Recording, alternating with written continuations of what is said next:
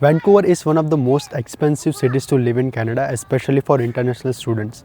And therefore, it is very important for all of us to keep the track record of our income as well as expenses by every month. And by doing so, what we can get an idea where our money is actually going, what was worth it and what was not.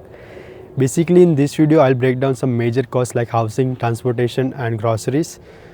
और उसके साथ ही मैं कुछ tips भी share करूंगा जिससे हमारे कुछ डॉलर्स भी सेव हो सकते हैं। उतना ही नहीं, वीडियो के एंड में मैं अपने पर्सनल एक्सपेंसेस भी ब्रेक डाउन करूंगा। तो अगर आपको ये वीडियो थोड़ा भी हेल्पफुल या इन्फॉर्मेटिव लगे then don't forget to click that like and subscribe button because it really motivates me to post this kind of videos more often. Now first things first, let's talk about housing और accommodation. अब मैं downtown versus lower mainland areas के accommodation के prices compare करूँ उससे पहले कुछ points है जो क्लियर करना चाहता हूँ या फिर लेट्स से कुछ मिस्टेक्स है जो शेयर करना चाहता हूँ सो दैट अगर आप प्लान कर रहे हो कनाडा 2026 या 2027 में एज ए स्टूडेंट आने का, आपको बहुत हेल्प करेंगे। तो जब मैं कनाडा आया था तब स्टार्टिंग के 6.5 मंथ्स में एक शेयर्ड अकोमोडेशन में रहा था। अब वो शेयर्ड अकोमोडेशन में मतलब बुक करने से पहले मेरी वो लीज होल्डर से बात हुई थी व्हाट्सएप वीडियो कॉल पे। तब मैंने उससे क्लियरली 2 क्वेश्चन पूछे थे। सबसे पहला क्वेश्चन ये था कि तुम लोग कितने लोग रह रहे हो। अब उसने वो टाइम पे मुझे आंसर किया था 2 BHK में हम लोग 5 स्टूडेंट्स रह रहे हैं। अब मेरे अंडरस्टैंडिंग लेवल के हिसाब से मैंने उसको ये काउंटर क्वेश्चन किया कि भाई तुम लोग 5 लोग कैसे रह सकते हो जबकि कनाडा में 2 BHK में लीगली 4 लोग ही अलाउड है। ही सेड देख भाई हमारे बिल्डिंग मैनेजर के साथ मतलब मैनेजर के साथ रिलेशन अच्छे है तो कोई इशू नहीं, हम लोग इतने टाइम से रह रहे हैं 6-12 महीने से और तेरी भी बात हो गई है, तू भी आ जा, तेरा भी मतलब हो गया है सब अरेंजमेंट। मैंने बोला ठीक है। मेरी सबसे बड़ी गलती, मैंने उस पर ट्रस्ट कर लिया। दूसरा क्वेश्चन मैंने उससे ये पूछा कि भाई तू रेंट कैसे लेगा, एवरी मंथ इंटरएक्ट से ही लेगा ना। ही सेड यस, अगर तुझे इंटरएक्ट से करना हो तो इंटरएक्ट, अगर तू कैश देना चाहता हो तो कैश। अब मुझे ये पता नहीं चला उसने कैश का क्यों बोला क्योंकि उसने इंटरएक्ट का एग्री कर लिया था ऑलरेडी कि मैं ले लूँगा, तो मैंने उस पर ही ध्यान दिया। और जब मैं यहाँ आया तब मुझे पता चला कि उसने मुझे ये बोला कि एवरी मंथ हम सारे ही लोग कैश में ही पे करते हैं रेंट, तो तू भी कैश में दे देना। अब मुझे थोड़ा गड़बड़ लगा इसमें। तो अब उसमें वो लीज होल्डर की गलती नहीं थी, गलती मैनेजर की थी, बिल्डिंग मैनेजर की, क्योंकि वो क्या करती थी सारे ही लोगों से कैश में रेंट लेती थी ताकि उससे टैक्स कम पे करना पड़े। तो ये दूसरी गलती। रेंट ऑलवेज़ इंटरएक्ट पेमेंट से ही करो क्योंकि क्या रहेगा, आपके पास एक प्रूफ रहेगा कि आपने किसी पर्सन को रेंट पे किया, तो वो आपका सेफ्टी है, दूसरों का जाने दो, ठीक है। तो ये 2 गलती है वो मत करना। अब बात कर लेते हैं downtown versus lower mainland areas के अकोमोडेशन प्राइसेस के बारे में। सबसे पहले डाउनटाउन में शेयर्ड और प्राइवेट अकोमोडेशन की बात करूंगा मैं और then we will move to lower mainland areas.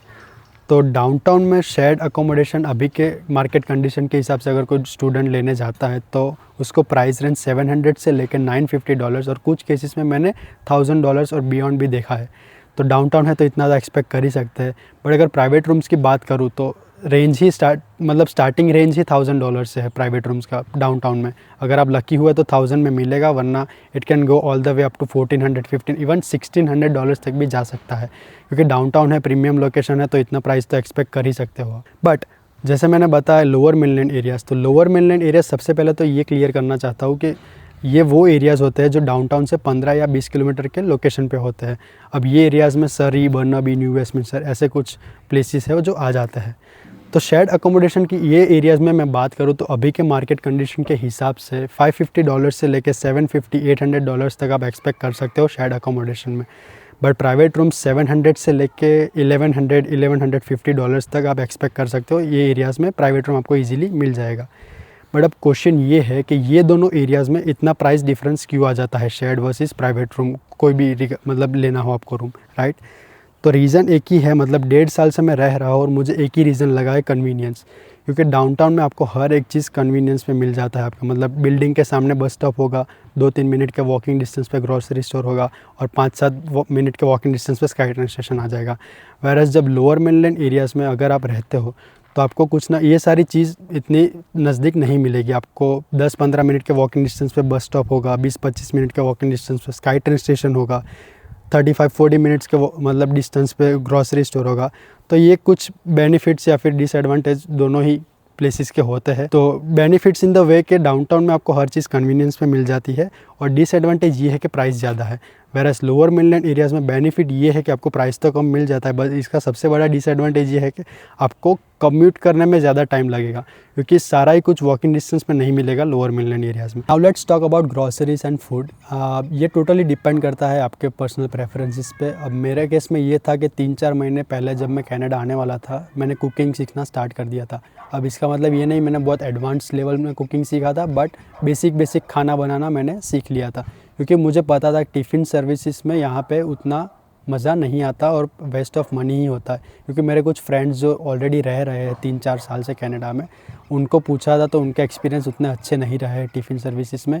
In fact यहाँ आके मैंने खुद एक्सपीरियंस किया है, मेरे कुछ हाउसमेट्स से उन्होंने टिफ़िन सर्विस करवा के रखा था, बट 2 या 3 वीक के बाद उन्होंने भी कैंसिल करवाया था, बिकॉज मैंने अपनी आँखों के सामने देखा है। अगर पनीर की सब्ज़ी होगी उसमें आपको एकदम ग्रेवी एकदम पानी जैसी मिलेगी, फिर दाल राइस होगा उसमें पूरा राइस प्लास्टिक जैसे आएगा, मतलब पूरे एक हॉस्टल वाली वाइब आ जाती है। सो मुझे वो टाइम पे हुआ, अच्छा हुआ मैं थोड़ा सीख के आया था, तो मैं आपको भी यही रेकमेंड करूँगा कि टिफ़िन सर्विसेज में पैसे देने से अच्छा है आप ग्रोसरीज परचेस करके थोड़ा कुछ बेसिक खाना बनाना सीख के आ जाओ, या फिर यूट्यूब से सीख लो यार, उतना कुछ रॉकेट साइंस नहीं है। हाँ, टाइम मैनेज करने में इशू आएगा, खाना बनाने में मेरा तो पर्सनली टाइम काफ़ी जाता है, मतलब आपका अगर आपकी स्पीड पर डिपेंड करता है। एनीवेज, अगर स्ट्रेट टू द पॉइंट में कॉस्ट की बात करूँ तो टिफ़िन सर्विस के लिए अगर आप जाओगे तो $180 से लेके $270-290 पर मंथ आप एक्सपेक्ट कर सकते हो टिफ़िन सर्विसेज में। वेरस मेरे पर्सनल ऑब्जर्वेशंस के हिसाब से जो मैंने देखा है, जो मेरे कुछ फ्रेंड्स हैं जो इंडिविजुअली ग्रॉसरीज करके हर मंथ अपना घर पे ही कुक करके हर मंथ एक्सपेंस निकाल लेते हैं ग्रॉसरी का, उनका और मेरा अप्रॉक्सीमेटली 150-180 से लेके $240-50 मैक्स, अगर बाहर का भी खाना मैं इंक्लूड कर लूँ तो इतना जाता है। तो खाना भी आप अपने हिसाब से बनाओगे अपने टाइम से, और बेटर है कि आपका पैसा भी वेस्ट नहीं होगा। तो मैं तो ये रेकमेंड करता हूँ थोड़ा बहुत खाना सीख के आओ और ग्रोसरीज परचेस करके खुद ही कुक करके खाओ, क्योंकि टिफ़िन सर्विसेज तो वेस्ट ऑफ मनी है। Now let's understand the transportation cost, और ये कॉस्ट टोटली डिपेंड करता है आपके कॉलेज, जॉब और अकोमोडेशन की लोकेशन पे। अब कैसे, ये इसको हम हाइपोथेटिकल एग्जांपल से समझते हैं। लेट्स से फॉर एग्जांपल आपका कॉलेज है जोन 1 में, आप रहते जोन 2 में हो और आपका जॉब लगा जोन 3 में, तो आपका कम्यूट भी फ्रिक्वेंटली होगा जॉब से घर, घर से कॉलेज। तो आप क्या करोगे, मंथली पास प्रेफर करोगे, राइट, तीनों जोन के लिए। और अभी के प्राइजेस चल रहे हैं मंथली पास के तीनों ही जोन के, वो है समवेयर अराउंड $200। तो ये सिचुएशन में क्या होगा कि आपका कॉलेज आपके कुछ डॉलर सेव कर सकता है। अब आप बोलोगे कैसे, तो मैं समझाता हूँ। इसमें मैं अपना एग्जांपल दूंगा। मैं हूँ डगलस कॉलेज में और मेरे कॉलेज का एक स्टूडेंट बेनिफिट प्रोग्राम चलता है जो डायरेक्टली एसोसिएटेड है ट्रांसलिंक से। अब इसमें क्या होता है, मैं हर जो सेमेस्टर की ट्यूशन फ़ी पे करता हूँ उसमें मुझे 4 महीने के लिए तीनों ही जोन का पास 1 मंथ के प्राइस में मिल जाता है। तो आप सोचो कितना बड़ा बेनिफिट हो रहा है मुझे ये एक सिंगल प्रोग्राम से कॉलेज के। तो ये बहुत ज़रूरी है चेक करना कि अगर आपको कोई भी कॉलेज में मतलब एडमिशन आपने लिया है जिस भी कॉलेज में, उसकी वेबसाइट पे जाके आप चेक करो कि ऐसा कोई प्रोग्राम एसोसिएटेड है। अगर है देन आपका जो ट्यूशन होगी आपको कुछ एक्शन लेने की ज़रूरत नहीं है, उसमें ही सारा कुछ इंक्लूडेड होगा। आपको सिर्फ एक कंपास कार्ड के लिए पे करना रहेगा, जो इनिशियल अमाउंट है अभी कुछ $6.5 होगा। मैंने जब आया था तब $6 में मैंने कार्ड लिया था और वो भी रिफंडेबल होता है, तो ऑटोमेटिकली रीलोड हो जाएगा आपके कार्ड में। तो ये देखना बहुत ज़रूरी है कि आपका कॉलेज क्या ऑफ़र करता है, क्योंकि अगर आप नॉर्मली अगर तीनों ही जोन का पास हर मंथ एक पूरे सेमेस्टर के लिए दोगे तो $800 जाएंगे आपके। जबकि अगर ये प्रोग्राम होगा तो आपको $200 में तीनों जोन का एक्सेस 4 महीने के लिए मिल जाएगा, आपके $600 ऐसे ही बच गए। बट हाँ, इसके अलावा अगर मैं अभी के नॉर्मल जोन्स के बारे में बात करूँ, अभी ट्रांजिट की बात निकल ही गई है, तो मंथली एक जोन के पास का अभी प्राइस चल रहा है समवेयर अराउंड $111-12। 2 जोन का प्राइस है $149-50 और 3 जोन का जैसे मैंने बताया $200 के आसपास चल रहा है। तो यह है कुछ ट्रांसपोर्टेशन कॉस्ट का मामला वैंकूवर में। अकोमोडेशन, ट्रांसपोर्टेशन और ग्रोसरीज के कॉस्ट तो हमने कवर कर लिए। अब बात करते हैं कुछ मिसलेनियस एक्सपेंसेस की, क्योंकि ऐसा ज़रूरी तो नहीं है कि वो 3 मेजर कॉस्ट पे ही आप कनाडा में सर्वाइव करोगे। ऑब्वियसली ह्यूमन बीइंग हो तो सोशल लाइफ भी होगी आपकी, स्पॉटिफाई, जिम, नेटफ्लिक्स ये वगैरह के सब्सक्रिप्शन होंगे, कभी फ्रेंड्स के साथ बाहर चले गए तो उसका खर्चा आएगा, राइट। तो ये खर्चे हम ऑन एन एवरेज, अगर आप हर मंथ जाओगे तो हर मंथ आप कंसिडर कर सकते हो, बट ओकेजनली भी जाओगे तो चलो सोशल गैदरिंग्स में आप फ्रेंड्स के साथ बाहर खाना खाने चले गए, वो तो ओकेजनली जाओगे। बट सब्सक्रिप्शन वगैरह तो आप हर मंथ पे करोगे, तो ऑन एन एवरेज ये सारा ही कुछ का हम कॉस्ट स्ट्रक्चर निकाले तो मेरे ऑब्जर्वेशन और मेरे अंडरस्टैंडिंग के हिसाब से हम ले लेते हैं 120 टू $160 के बीच में आपका हर मंथ ये खर्चा आएगा, अगर आप हर मंथ करते हो तो, including social gatherings and all. तो ये एक बहुत बड़ा अमाउंट है, डिपेंड करता है कि आप क्या पर्सनली प्रेफर करते हो। अगर मैं मेरी बात करूँ तो मैं उतना आउटिंग्स नहीं करता, मेरे उतने फ्रेंड्स भी नहीं है, कुछ गिने चुने 1-2 लोग हो गए, और उसमें से भी हम लोग बाहर भी जाते हैं तो 1-1.5 महीने में 1-आध बार चले गए तो ठीक है, वरना घर पे ही सब ऑर्डर करके मंगवा लेते या फिर घर पे बना के खा लेते। और मेरे कुछ ऐसे फालतू खर्चे नहीं है, मैं सब्सक्रिप्शन में पे नहीं करता था। हाँ, करता था पहले, नेटफ्लिक्स का मैंने सब्सक्रिप्शन लिया था, बट फिर टाइम ही नहीं मिलता था मुझे देखने का, तो क्यों फालतू में मैं मेरे पैसे वेस्ट करूँ, राइट। तो फिर मैंने वो भी कैंसिल कर दिया। तो ये सारे कुछ कॉस्ट है जो कंसिडर करने रहते हैं along with transportation, groceries and food and accommodation. तो ये हो गया ओवरऑल हमारा कॉस्ट का मामला। Now finally let's break down my monthly expenses and then will end this video. Starting off with the first thing, rent. मैं pay करता हूँ प्राइवेट रूम के $650 फ़िलहाल। अब जैसा मैंने बताया कि लोअर मेनलैंड एरिया में आप प्राइवेट रूम लेने जाओगे तो स्टार्टिंग रेंज है $700 से। तो मेरे ये रूम का कॉस्ट $725 ही था, बट मुझे ये रूम किसी मेरे एक फ्रेंड के रेफरेंस से मिला है, तो डिस्काउंटेड प्राइस पे मुझे $650 पे करना रहता है हर महीने। तो $650 हो गया रूम के रेंट का। और अब बात करूँ कि मोबाइल में जो सिम का जो नेटवर्क होता है, नेटवर्क प्रोवाइडर, उसका मैं $50 पे करता हूँ। अब इसकी भी एक इंटरेस्टिंग स्टोरी है, बहुत लंबा नहीं जाऊँगा मैं, फटाफट ख़त्म करूँगा। रॉजर्स का मेरा सिम कार्ड यूज़ करता था जब मैं स्टार्टिंग में कनाडा आया, उसके बाद मैंने स्विच आउट किया फ्रीडम पे। अब इसका रीज़न यही था कि मुझे $50 का गिफ्ट कार्ड मिल रहा था। मैंने वीडियो के स्टार्टिंग में बताया कि मैं कुछ टिप्स भी शेयर करूँगा, तो ये एक वो टिप है जो मैं ज़रूर शेयर करना चाहूँगा आपके साथ, कि अगर कभी भी आपके पास टाइम हो, अगर आप कॉलेज जॉब से फ्री टाइम मिल रहा है, देन ट्राई विजिटिंग स्टोर्स, ये अपना बेस्ट बाय हो गया या फिर मॉल में जाके किसी भी थर्ड पार्टी रिटेलर स्टोर में चले जाओ, कहीं भी स्टोर में जाके बोलो कि आपके पास अभी क्या स्टूडेंट डिस्काउंट चल रहा है, मैं ये सर्विस यूज़ कर रहा हूँ, इससे मैं किसी और सर्विस पे स्विच आउट करूँ तो मुझे क्या डिस्काउंट या फिर क्या ऑफ़र मिल सकता है। तो आई एम श्योर कुछ ना कुछ ऑफ़र तो आपको मिल ही जाएगी। और ऐसे ही केस में मेरे साथ हुआ, मुझे भी एक $50 का गिफ्ट कार्ड मिल गया था, एक सिंपली स्विच आउट करने से। नंबर सेम ही रहता है, बस आपको स्विच करना रहता है, कंपनी चेंज होता है, दैट्स इट। और बिल भी आपका ऑलमोस्ट सेम आएगा हर महीने। बट हाँ, ये डिपेंड करता है कि आप कौन सा प्लान लेते हो, क्या है वगैरह एट्सेट्रा। एनीवेज, $650 प्लस इसका जो $50 सिम कार्ड का हो गया, तो हो गया $700। अब ग्रॉसरीज एंड फूड के बारे में बात करता हूँ। तो जैसा मैंने बोला कि ग्रॉसरीज का मैं प्रेफर करता हूँ कि परचेस करके खुद कुक करना, तो मेरा, और क्योंकि ग्रॉसरी के अलावा भी मेरा खाने पीने का खर्चा हो जाता है, थोड़ा सबवे हो गया या फिर टिम हॉर्टन्स हो गया, तो ये सारी चीज़ों में भी मेरा थोड़ा एक्सपेंस है, क्योंकि खाने पीने में मैं ज़्यादा सोचता नहीं हूँ, तो $250 मैं उसका गिन लेता हूँ और हो ही जाता है मेरा $40-50 आराम से हो जाता है एवरी मंथ खाने पीने में। तो 700 प्लस 250 $950 हो गया।